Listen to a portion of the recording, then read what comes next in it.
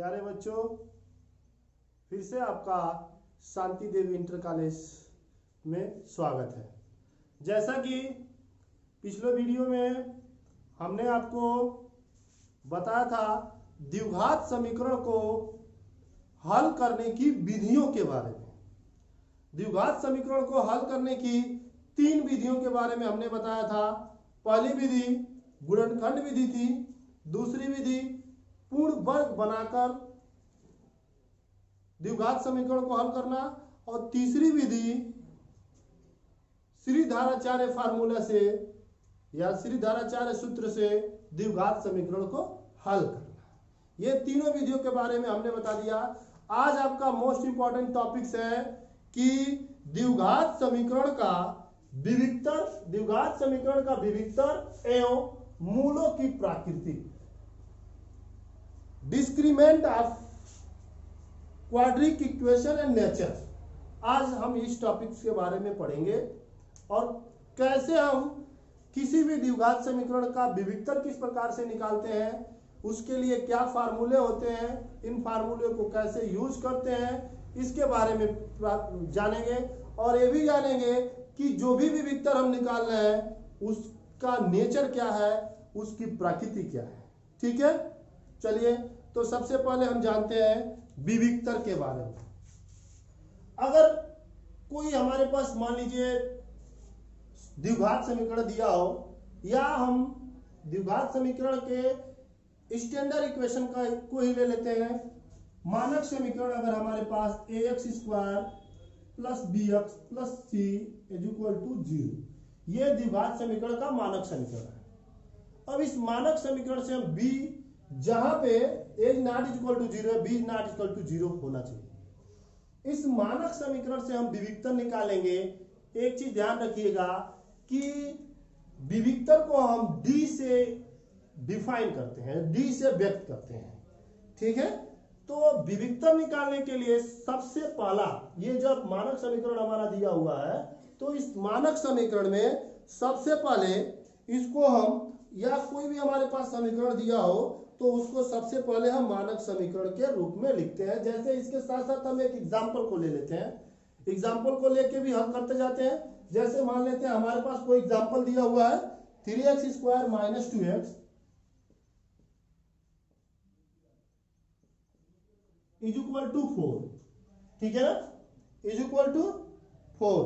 तो इसको हमको, या प्लस इज इक्वल टू -4। तो सबसे पहले इस समीकरण को क्या करेंगे, मानक समीकरण के रूप में बनाएंगे। तो मानक समीकरण के रूप में बनाने के लिए हम इसको इधर लाएंगे, 3x² minus 2x plus 4 is equal to 0। ठीक है, अब इस मानक समीकरण से इसको हम तुलना कर देंगे। 3x² माइनस 2x प्लस 4 को हम जब तुलना करेंगे तो यहां से हम तुलना करने पे, मानक समीकरण से तुलना करने पे देख रहे हैं कि a is equal to 3 and then b is equal to -2 and then c is equal to 4 मिल रहा है। ठीक है ना, अब इसका अगर जब हम इससे तुलना करेंगे तो इसका विविक्तर बराबर होता है, या d इज इक्वल टू होता है b² माइनस 4ac। ये आपका विविक्तर कहलाता है। ठीक है ना, डिस्क्रीमेंट जिसको इंग्लिश में कहते हैं, हिंदी में इसको विविक्तर। अब जब सारे a² plus bx plus c से हम जब तुलना कर दिए, a बराबर 3, b बराबर -2 और c बराबर 4 आ गया, तो हम इस फार्मूले में रखेंगे। यहां से देखेंगे d is equal to b² minus 4ac, यहां देख रहे हैं d बराबर -2 का स्क्वायर माइनस 4 इंटू a का मान 3 और c का मान आपका 4। यहां से -2 का जब वर्ग करेंगे तो 4 -4 3 12 चौको 48, यानी कि माइनस कितना आएगा 44। ये ही आपका जो है, ये आपका क्या आ गया, विविक्तर आ गया। तो कोई भी द्विघात समीकरण दिया हुआ हो, सबसे पहले उसको मानक समीकरण के रूप में लिखते हैं। मानक समीकरण के रूप में लिखने से लिख के उसके बाद हम मानक समीकरण से तुलना कर लेते हैं।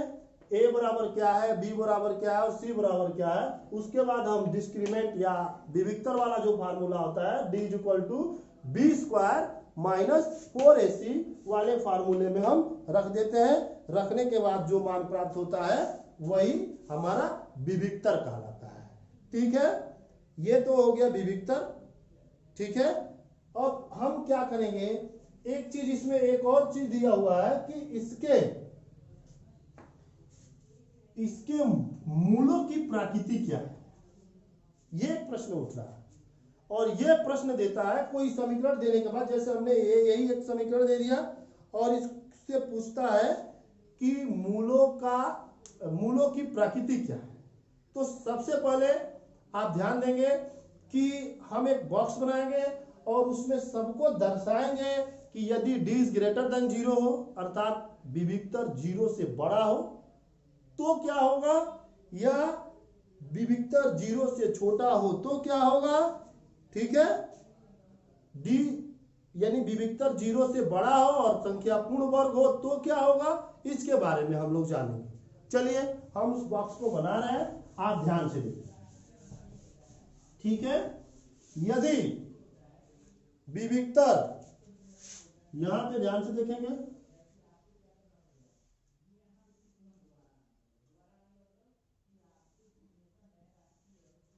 ठीक है ना, यदि विविक्तर d इज ग्रेटर देन, ध्यान से देखेंगे, d इज ग्रेटर देन 0, अर्थात विविक्तर का मान 0 से बड़ा हो। ठीक है, यदि विविक्तर का मान 0 से बड़ा हो तथा जितना भी बड़ा हो और वो पूर्ण वर्ग के रूप में हो, तथा पूर्ण वर्ग हो, पूर्ण वर्ग हो, ठीक है ना, पूर्ण वर्ग हो, तो मूलों की प्रकृति क्या होगी, मूलों की प्रकृति, और ये आपका विविक्तर है। ठीक है ना, यदि विविक्तर का मान d, जिसको हम विविक्तर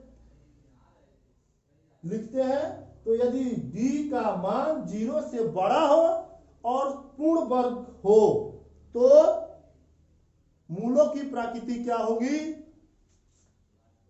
वास्तविक परिमेय और असमान होगा। वास्तविक परिमेय और असमान होगा। ये तो पहला टॉपिक मिला हमको। ठीक है ना, कि यदि मूल का विविक्तर जो है वो 0 से बड़ा हो तथा संख्या पूर्ण वर्ग हो तो मूलों की प्राकृतिक वास्तविक परिमेय और असमान होगा। दूसरा हमारा है, यदि d इज ग्रेटर देन, देखिए सेम यही है लेकिन इसमें क्या है, तथा पूर्ण वर्ग नहीं हो, पूर्ण वर्ग नहीं हो। ठीक है ना, क्या है, यदि d इज ग्रेटर देन तो क्या होगा, वास्तविक अपरिमेय, वास्तविक अपरिमेय तथा असमान होगा। ठीक है, तीसरा हमारा है यदि d इज लेस देन 0, अर्थात कहने का मतलब यह है कि यदि d का मान 0 से छोटा हो, तो 0 से छोटा होने का कारण कब हो सकता है, जब या तो माइनस में हो तभी तो 0 से छोटा होगा। तो इस कंडीशन में क्या होगा, अवास्तविक या काल्पनिक मूल होगा। क्या होगा, काल्पनिक मूल होगा। ठीक है, इस कंडीशन में काल्पनिक मूल होगा। एक टॉपिक और इसमें हम बढ़ा दे रहे हैं, यदि d इज इक्वल टू 0 हो, अर्थात विविक्तर का मान 0 के बराबर हो, तो क्या होगा, वास्तविक परिमेय और समान होगा। वास्तविक परिमेय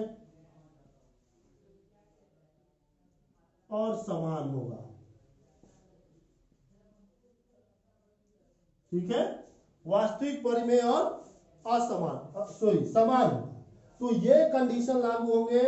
आपसे प्रश्न कैसे पूछा जाएगा, प्रश्न ऐसे पूछा जाएगा, कोई भी द्विघात समीकरण आपको दे दिया जाएगा। द्विघात समीकरण के देने के बाद आपसे यह पूछा जाएगा कि बताइए द्विघात समीकरण के प्रकृति क्या है। ठीक है ना, तो प्रकृति के बारे में पूछा जाएगा। तो कंडीशन ये होगा कि जब विविक्तर का मान 0 से बड़ा होगा और जो मान हमको मिलेगा अगर वह पूर्ण वर्ग के रूप में मिलेगा तो कहेंगे कि मूलों की प्रकृति जो होगी वो वास्तविक परिमेय और असमान होगी। ठीक है, इसके बाद अगर मूलों की विविक्तर का मान 0 से बड़ा हो और पूर्ण वर्ग नहीं हो तो वास्तविक अपरिमेय और असमान होगा।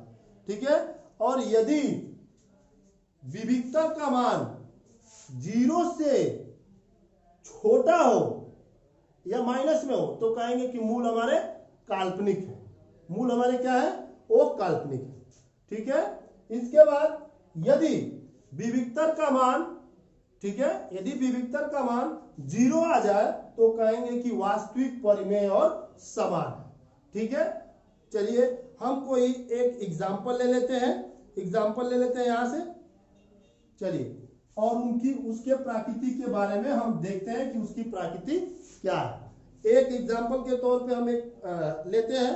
एग्जांपल है 3x square minus 4x minus 8। 3x square minus 4x minus 8 is equal to 0। Example के तौर पे हमने लिया है।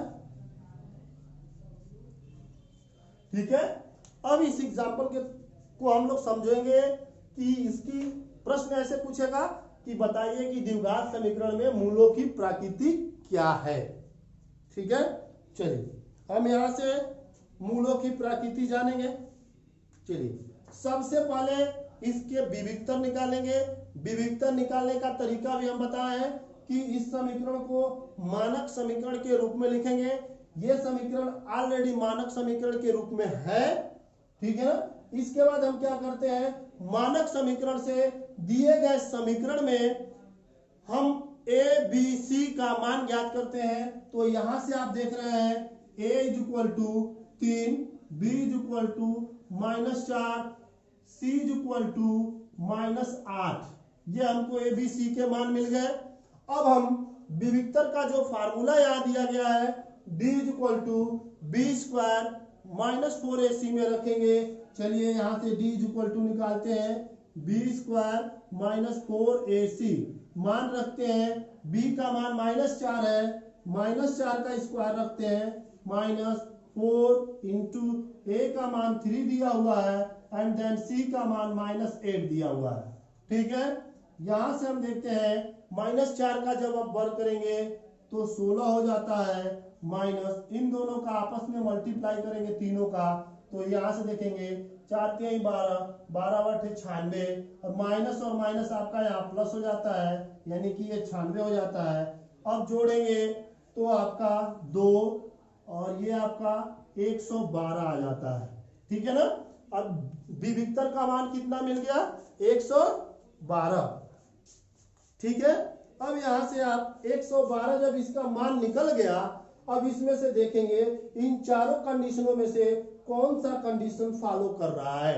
तो यहां आप देख रहे हैं कि जो विविक्तर है 112 यानी कि 0 से वो बड़ा है, तो यहां भी कंडीशन लागू है 0 से बड़ा हो और यहां भी कंडीशन लागू है कि 0 से बड़ा हो। लेकिन इन दोनों में एक कंडीशन ये भी है कि पूर्ण वर्ग हो तब वास्तविक परिमेय और असमान होगा, पूर्ण वर्ग नहीं हो तब वास्तविक अपरिमेय और असमान होगा। तो यहां से हम देख रहे हैं कि जो 112 है वह पूर्ण वर्ग संख्या नहीं है।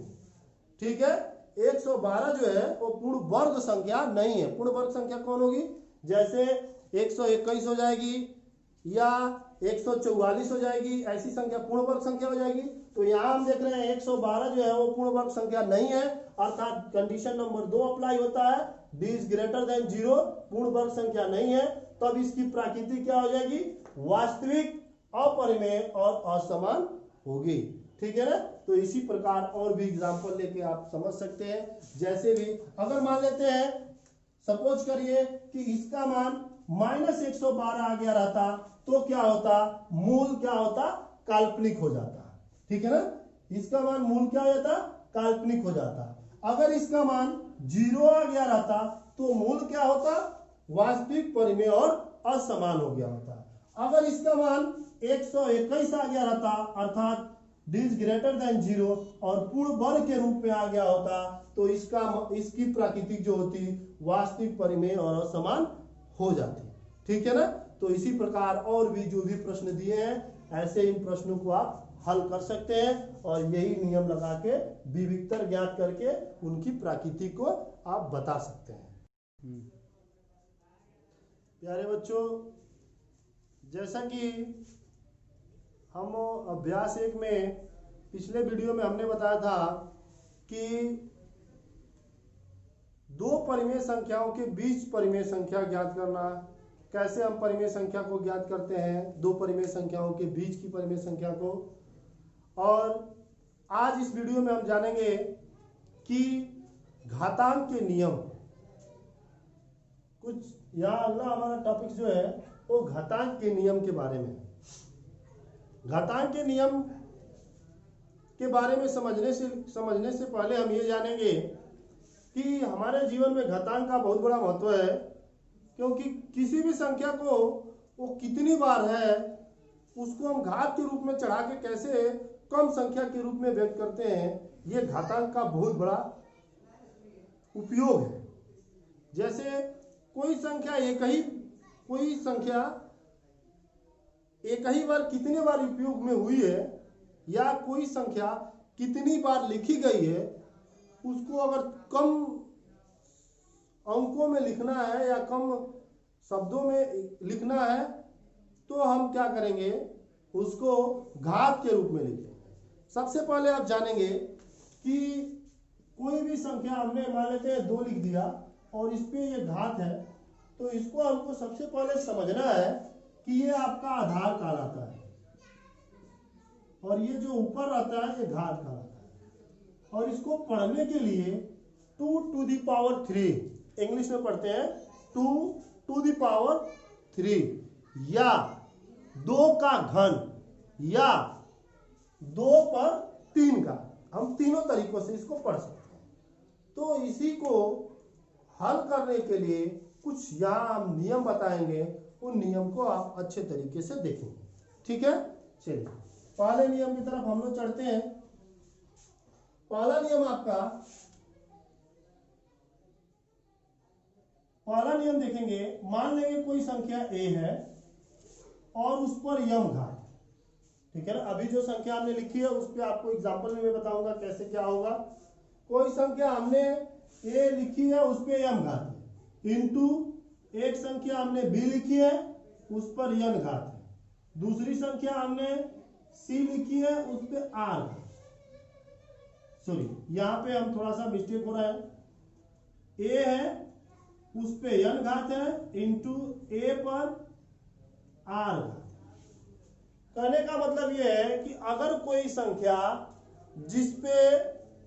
जिसका आधार बराबर हो और घात अलग अलग हो, आपस में मल्टीप्लाई कर रहा हो, तो इसको हम क्या करते हैं, आधार a को लिखने के बाद सारे घातों को हम जोड़ लेते हैं। ठीक है, जो भी घात है a equal to M plus N plus R. जैसे मान लेते हैं एग्जाम्पल के तौर पे, यहाँ लेते हैं हम उदाहरण के तौर पे कि 2 पर 3 गुणे 2 पर 5 गुणे 2 पर 6, क्या लिख सकते हैं, 2 पर 3 प्लस 5 प्लस 6 अर्थात 2 पर 5 3 8 6, ऐसे हम लिख सकते हैं। ये नियम नंबर 1। ठीक है, नियम नंबर 2, अगर आपका ये जो है वो क्या हो, गुणे के रूप में न हो, भाग के रूप में हो, आधार बराबर हो, घात भिन्न भिन्न हो, तो हम इसको ऐसे लिखते हैं, भागे ए पर n हो तो ए पर m माइनस n। ठीक है, ये चीज ध्यान रखिएगा। ये ऐसे भी हो सकता है, ए पर ए, ठीक है ना, ए पर m भागे ए पर n, अर्थात ए पर m माइनस n, ऐसे भी हो सकता है। या तो इस तरीके से हो सकता है, नहीं तो ऐसे भी हो सकता है। इसके लिए हम एग्जांपल लेते हैं, मान लेते हैं 2 पर 5 घात माइनस, चलिए दूसरा एग्जांपल लेते हैं 3 पर 5 घात भागे 3 पर 2 घात। इसको हमको लिखना है तो 3 पे 5 माइनस 2 अर्थात 3 पे 3 घात। इस तरीके से हम इसको लिख सकते हैं। ठीक है, तीसरे नियम की तरफ हम चलते हैं। तीसरा नियम आपका यह है कि अगर कोई संख्या आपस में गुणा कर रही है, जैसे ए बी, और इस पर कोई घात हो, यम घात, तो इसको हम ए पर यम गुणे बी पर यम लिख सकते हैं। कहने का मतलब यह है कि यदि किसी संख्या का आधार दो भिन्न भिन्न हो और दोनों पे घात समान हो, तो उसको इस रूप में लिखा जा सकता है। जैसे एग्जाम्पल लेंगे हम इसमें, जैसे मान लेते हैं 5 गुणे 9 पर 2, तो 5 पे 2 घात गुणे 9 पर 2 घात, ऐसे हम इसको लिख सकते हैं। अगला आपका चौथा नियम है। चौथे नियम को देखते हैं कि यदि कोई संख्या जिसका आधार a हो और उस पे 0 घात हो, ठीक है ना, उस पे 0 घात है, तो उसका मान हमेशा 1 होता है। इस चीज को ध्यान रखना है, ये बहुत इंपॉर्टेंट है। जैसे एग्जांपल के तौर पे हमने ले लिया 2 पे 0 घात अर्थात इसका मान 1, 100 पे 0 घात अर्थात इसका मान 1 होता है। ठीक है, ये जो है ये आपके घातांक के कुछ नियम है। दूसरा नियम, पांचवा नियम हम यहां देखेंगे, यदि कोई संख्या ऐसे लिखी गई हो, यक्स गुणे यक्स गुणे यक्स गुणे यक्स, ऐसे करते करते n बार लिखी गई हो, तो इसको हम x to the power n लिख सकते हैं। ठीक है ना, तो ये आपके जो है वो पांचों नियम है। अब पांचों नियम पे हम एक एक सवाल को हल करेंगे। ठीक है ना, एक और मैं आपको दे दूं, एक एग्जांपल के तौर पे एक और नियम को, इसी को हम आगे बढ़ा दूं। देखेंगे ध्यान से, यहां से आप लोग देखेंगे कि यदि a बटे b पर n हो, a बटे b पर n हो, तो हम इसको कैसे लिख सकते हैं। ध्यान देंगे कि a पर n बटे b पर n अर्थात यही, ठीक है ना, यही नियम है। इसी को हम ऐसे लिख सकते हैं। ठीक है, a पर n हो और b पर n हो, तो a बटे a पर n और b पर, या इसको ऐसे भी लिखा जा सकता है कि b पर माइनस n बटे a पर माइनस। ठीक है, तो ये हमारे घातांक के कुछ नियम है। अब इन नियम पर हम एक एक उदाहरण को समझेंगे। उदाहरण को समझेंगे, घातांक के नियम के बाद हम इसके दो सवालों को पढ़ते हैं और देखते हैं कि ये प्रश्न कैसे हल किया जाएगा। तो सवाल नंबर 1 हमने लिखा है कि 32 पर -4 बटे 5 घात गुणे 1 बटे 2 पर -4 घात। ठीक है ना, तो चलिए यहाँ हम 32 को 2 के घात के रूप में लिखेंगे, या कोई भी किसी भी संख्या घात के रूप में लिखेंगे, ताकि यह छोटा हो। 2 पर 5 गुणे, यहाँ पे हम -4 बटे 5, ठीक है, गुणे, अब इसको हम एक नियम और आपको बताया, a पर माइनस m घात बराबर a पर m, ऐसे लिख सकते हैं। तो इसमें हम लिख देंगे 2 पर 4 घात। यहाँ हम देख रहे हैं 5 से 5 कट जाता है, अर्थात 2 पर -4 गुणे 2 पर 4। नियम नंबर 1 से a पर m गुणे a पर n अर्थात a पर m प्लस n लिख सकते हैं। तो यहाँ हम देख रहे हैं 2 पर -4 प्लस 4 अर्थात 2 पर माइनस 2 पर 0। अब नियम नंबर 5, a पर 0 इक्वल टू 1 होता है, तो यहाँ भी 2 पर 0 इक्वल टू 1 होगा, अर्थात इसका आंसर जो होगा वो 1 हमें प्राप्त हो जाएगा। ठीक है ना। चलिए इसी प्रकार हम क्वेश्चन नंबर 2 को हल कर